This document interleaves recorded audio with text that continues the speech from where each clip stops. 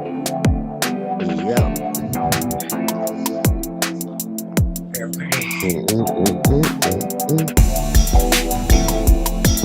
Hi, and welcome to another episode of Lee Street Beat. I'm Sandra Tucker along with T the Man and S Hacker. I hope everybody's doing real good. I am personally just getting over a cold. How you doing, T? I'm doing good. I'm doing well. I'm like you. I've been kind of a little bit under the weather, but it's gotten better. That's all I can say. What about How you doing, S?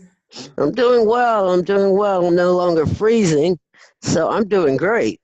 Yeah, it's gotten a little warmer. We got a lot to unpack today.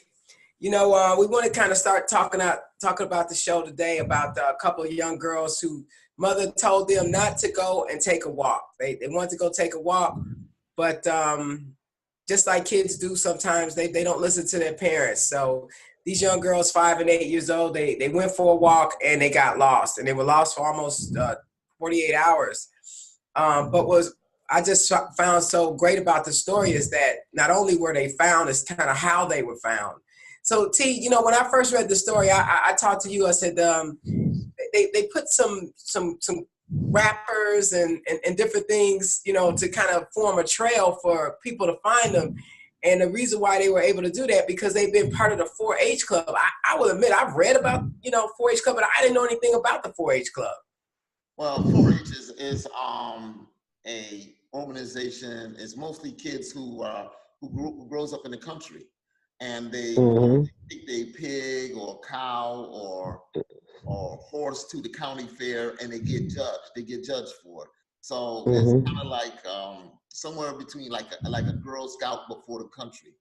Boys also join 4-H, so it's male and female. And so you heard about 4-H, S? Yeah, I've heard about it. Again, I live in Alabama, so of course I've heard about it. It's more, again, think of a boy or a Girl Scouts just for an agriculture or farm kind of environment. They teach them all about, animal husbandry and, farming techniques and things like that. Yeah, their names were Carolyn and Leah Carico, and they reunited with their parents this past Sunday. So, oftentimes when we see kids being missing, it always doesn't turn out to be a good story. But we here at Lee Street Beat, we want to highlight stories that are good. Right. So sometimes they think that women at 48 years old still can't make babies. Man, I guess all making one. Yeah. Making One another. Husband surprised me. New baby coming, surprised me. All I can say is, Tamara, congratulations. I know. Yeah. Hey, Sarah did it at 63, right? Who? In the Bible. Oh. Yeah. Okay. I wasn't going that far back. Yeah. I took it back to the dust. Yeah. Way back there. You know what? Congratulations to her and her new husband. And she also got a show that's going to be coming up soon. So we look forward to, her having a new show as well as, having a great new, relationship and bringing another baby in the world. I think that's awesome. Yeah. Yeah, because I miss her perspective being on the air, I really did. Yeah, she was the only good thing really on the Today Show, Basically. Yeah. It was kind of wrong the way they did it too. Yeah. Some juggling. I know she'll probably get a nanny or somebody to help with the child because the baby is. Oh yeah. So definitely. She's been single all of her life. She's in for a rude awakening. Oh, yeah, because most people don't realize this. That series, Being Mary Jane, was based somewhat off her life. Oh, okay. Yeah. Well, yeah. She went on and got a kid, her and Dwayne Wade. So yeah. Okay. Yeah. So we also got another kind of good story. There's this young lady in South Carolina. Her name is Jasmine Twitty. Right. She's become the youngest African American judge at age 25. So congrats to her. Hopefully justice will be served in South Carolina because apparently I don't know what to say about the state of South Carolina and their justice system. Right. Represent South Carolina. You know, you don't want to listen. If you was being tried by the devil and you was going to hell, you wouldn't want them as your lawyer. But Exactly. Press her. I think she's going to do a fine job. I know people are proud of her. We're proud of her, and we wish her success. Definitely. What other good news we have, Sandra? Well, you know what? Here in Atlanta at Morehouse College, there was a young man who was, you know, sometimes he had to leave class early, and the reason why is because he's a young father and he also works. And it's going around kind of viral how this professor is, you know, told him he could bring his child to class. And while he's taking the test, the professor's holding the baby. So, you know what? Shout out to that professor, you know, for understanding that, you know, it's a good thing to, you know, help people, you know, young fathers, young Black fathers. And, you know, it's really an understanding. Well, shout out to the young Black father. I mean, the fact that he brought his child to class, he's shown that he's responsible. I don't know where, maybe the mother was working at the time and couldn't, or sick or something like that. But it doesn't seem like it was an everyday occurrence. It seemed like it was kind of an emergency thing. I need to bring my child to class with me. And the professor was understanding and allowed it to happen. Exactly. Well, like he said, like the article said that he would leave early because he had to take care of his child. And so, you know, I guess he really talked to the professor, and the professor said, hey, you know what? Bring your kid here so you can stay all class and that you can, you know, get good grades and finish your test. That takes a lot of pressure off, you know. It really does. That baby for nearly an hour. I hope he changed before he brought that baby. Yeah, because this professor, he said he's not a father. He said, oh, hold it, let me stop, put him on the desk, and let me change the diaper. Exactly. Man, imagine that in class. Yeah. You know. But again, shouts out to him because, again, our society here in America, we always talk about, you know, what the mothers need. Very few conversations are surrounded by fathers like this individual who are trying to do it. And all they need is, you know, some help. Yep. You know? So what else you got on your big board there, Sandra? Well, you know, we're going to take a break and we're going to come back and we're going to talk about Valencia Jones. And we're going to talk about R. Kelly. Okay. All right. You ready? Hey, welcome back, everybody. So before we get to the other stories, S. Haffer has a little update about this new, is it a new browser or extension? What is it? It's actually a browser. It's a browser called the Brave browser. It's based off of open source. Is you can release software in two ways. You can release it and make money off of it. That's the commercial way. And then there's open software, where you release it to the public on the internet for free, and they can download it and use it either commercially or non-commercially. So most browsers that are either Microsoft browser or Apple's browser, they're based on this open source template for browsers called the Chromium template or the Chromium browser. This Brave browser is a browser developed by the same guy who was the co-creator of Mozilla, and we all know about the Firefox. That's Mozilla's browser, right?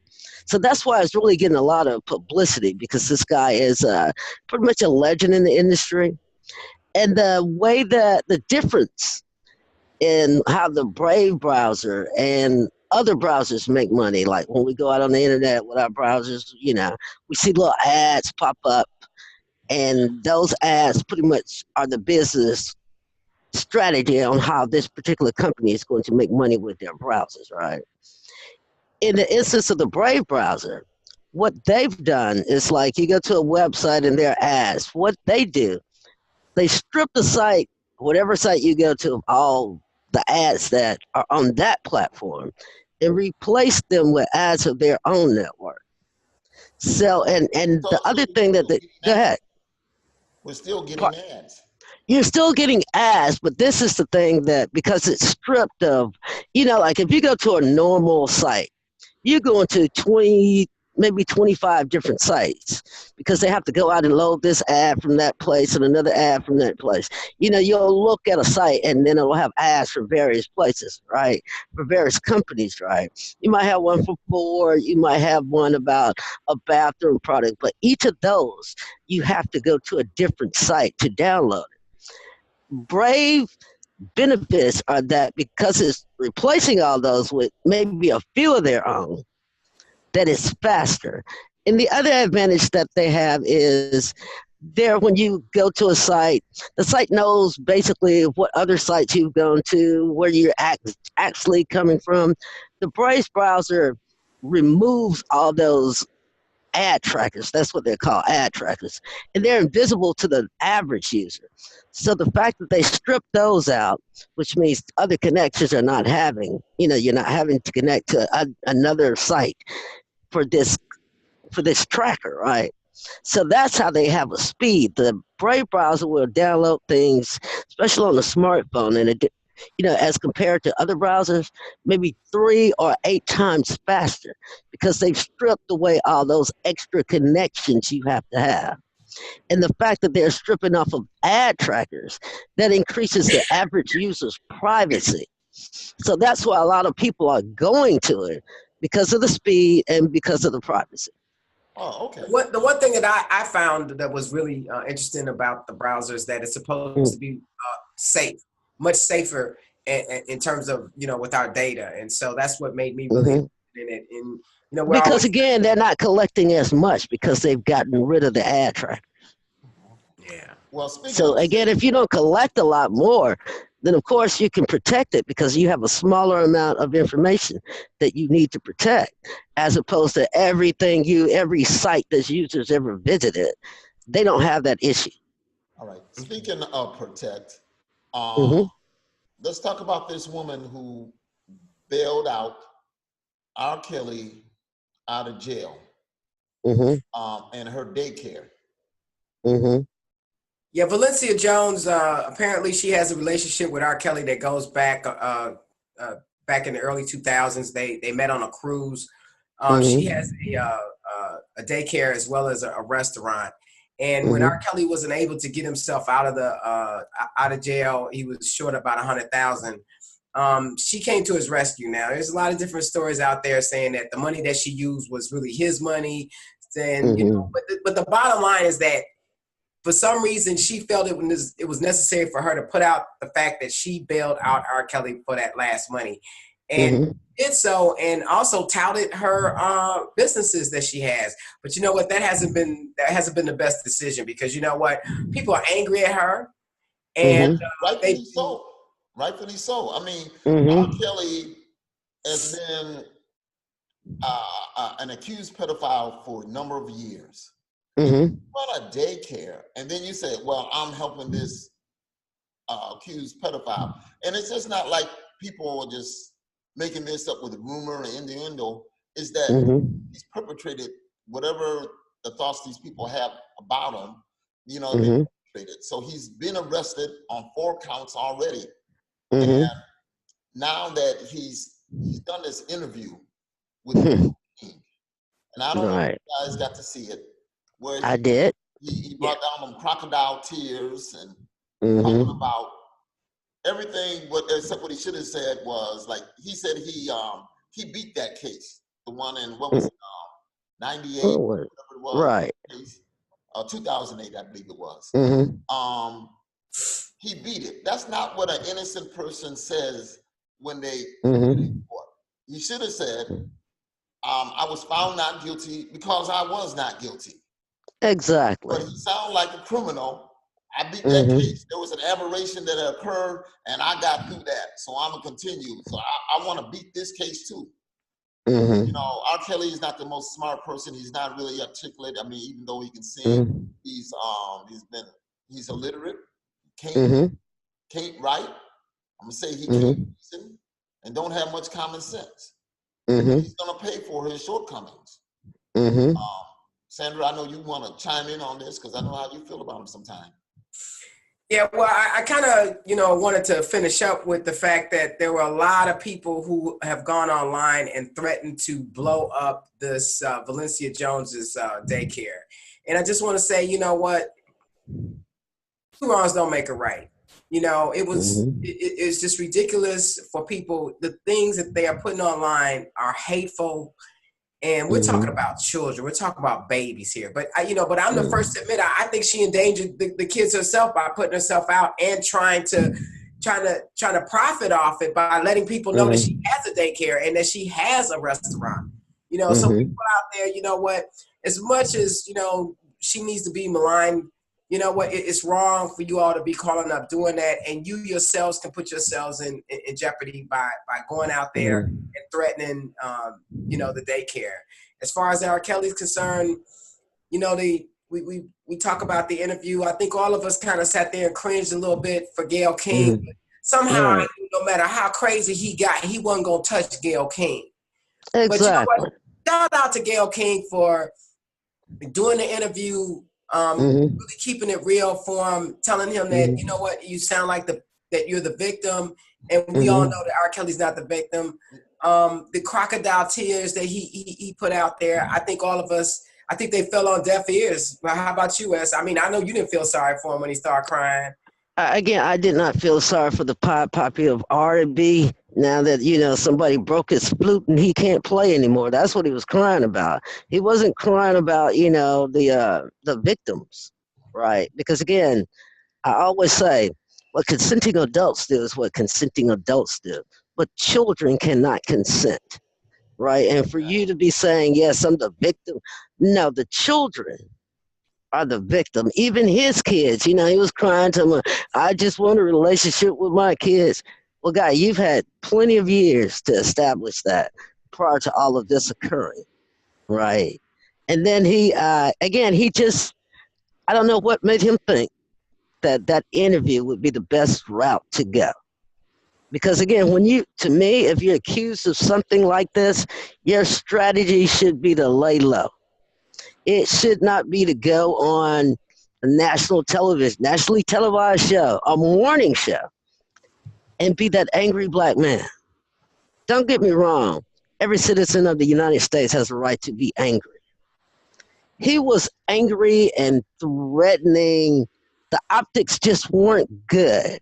Although he didn't touch her, it just was not a good look because here on the local news, when they were talking about the situation, they led with him being threatening, right? Yeah. It wasn't the beginning of the interview, it was that. So that Well, you know image what? Because is seared in a lot that's of people's mind. too. And again, They it's they just bad wanted strategy. they wanted to when they see the tape and they take the tape, they cut parts of Mm, how they want to right. do the show. So that's what they Hmm. do. They said, let's leave with R. Kelly showing how angry he is and They how didn't even say the words. and They just because let he's the a black video play. and because he's a black man, they want to Exactly. perpetuate that he's angry and he's dangerous. Now, I will say this to Gayle King, and I know they probably Hmm. show this on a local news.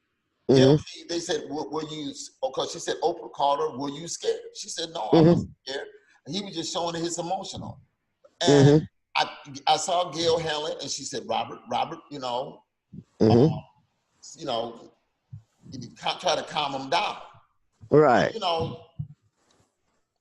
I'll put it like this. He didn't do himself any favor At by all.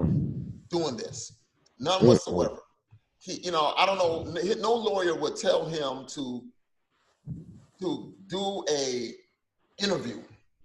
Hmm. No lawyer that I know, not even a, a third-rate lawyer.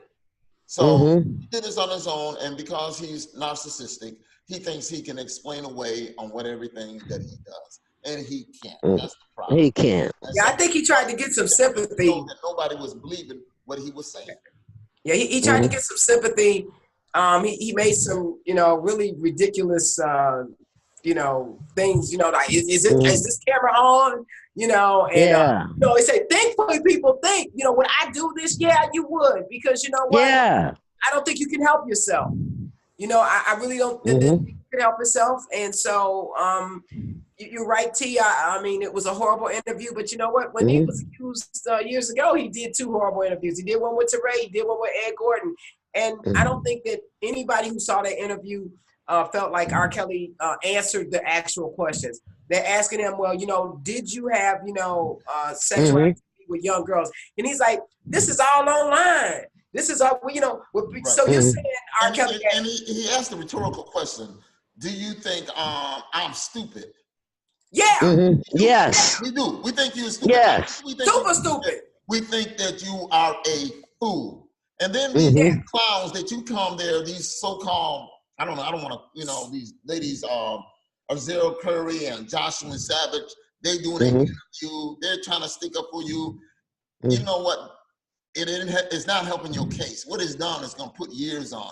And Azera Curry, Gail asked her, did you start having sex with R. Kelly when you were 17? She said, I did not start having sex with R. Kelly when I was 17. So that leads you 2 conclusions. That either leads you have sex before you were 17. Exactly. 17. Yeah, and I think she's the one that says she lied about her age too. So right. Said she lied about her age, but I'm guessing the parents, that means that she wasn't 18. Exactly. That's why the 17 number is so important. When she wasn't 17, so that tells me that she probably around 16.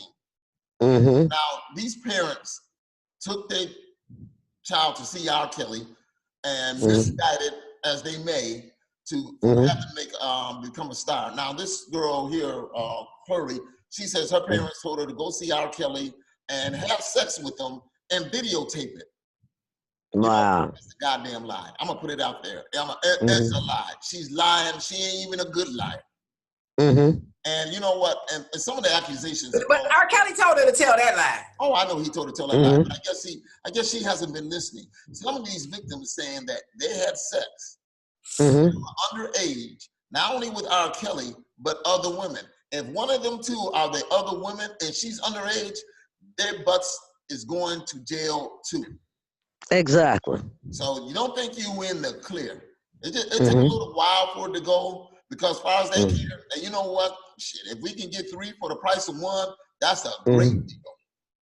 Exactly. And then you don't want to talk to your parents because you a grown woman. Girl, you ain't no grown ass woman because you 21 years old now or you 23 years old. You know, being a grown woman takes some like responsibility.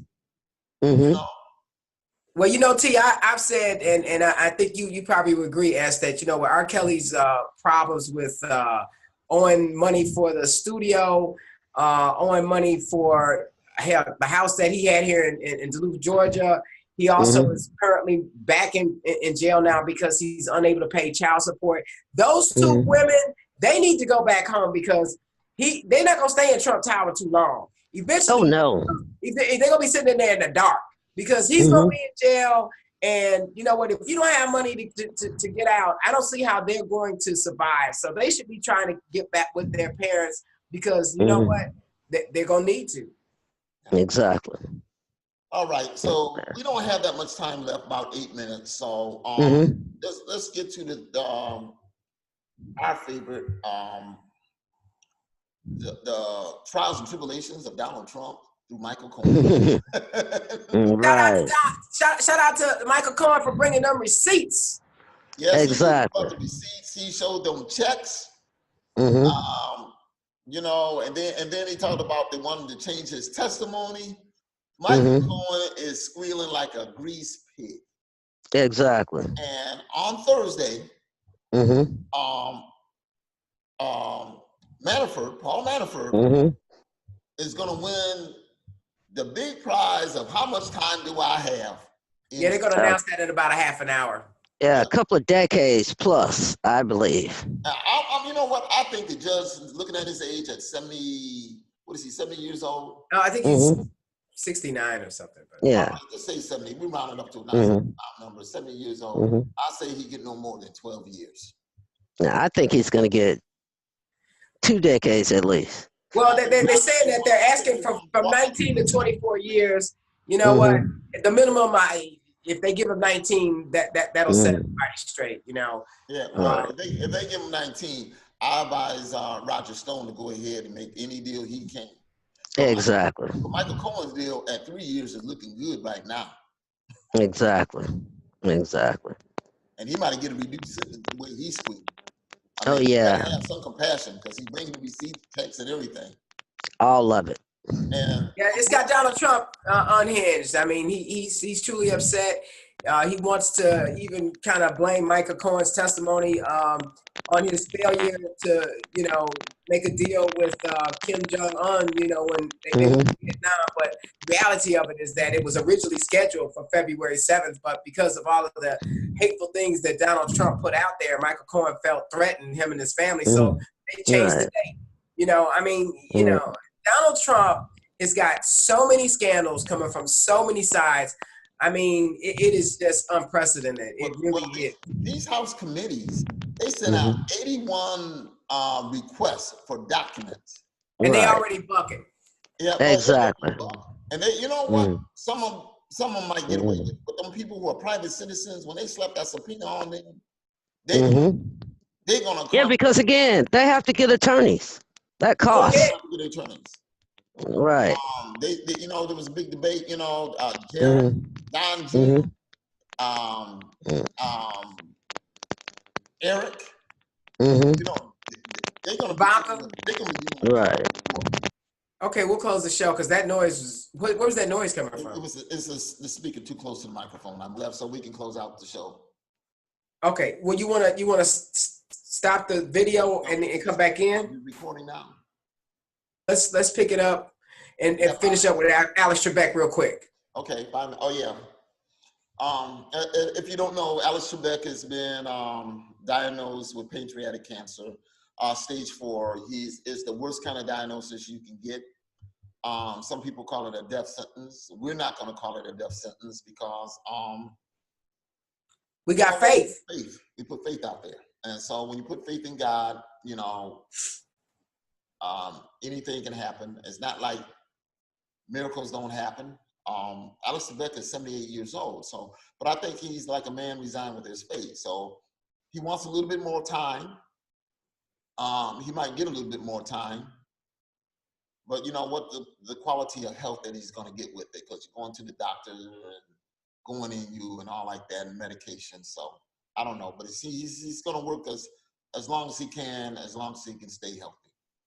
Yeah, I'm a big Jeopardy fan, and I was, like everybody, just kind of heartbroken by it. But I love the fact that he came out and he told us, and he asked us to pray for him, and so we just wish Alex Trebek the best, man. We really do. I'm forever, learning, watching Jeopardy, and I've always enjoyed him. Mustache or no mustache, I've always loved me some Alex Trebek. So. All right. Anything else you want to say?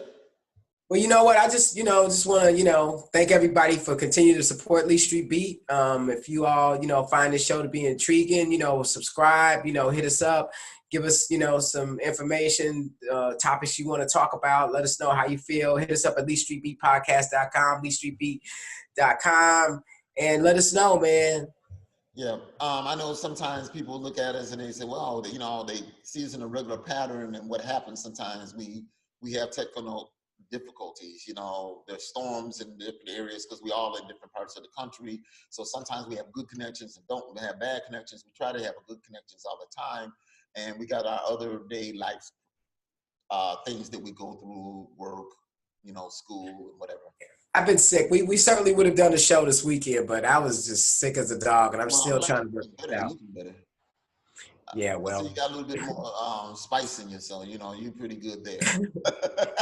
Yeah, I'm still under the weather, but thanks everybody for tuning in. All right, this is Lee Street Beat with T the Man, also saying goodbye from S Hacker and Sandra Tucker. We'll see you next week on Lee Street Beat. Don't forget to subscribe. Please subscribe. We need the people, and we want the word to get out. And if there's anything that you want to talk about, hit us up. Email us. Put it in the comments. So we're gonna actually put out a little banner out there telling us how you can contact us. And I think that's something we're gonna so it'll be a little bit easier if you want to say something. Well, until then, next week, this is Lee Street B.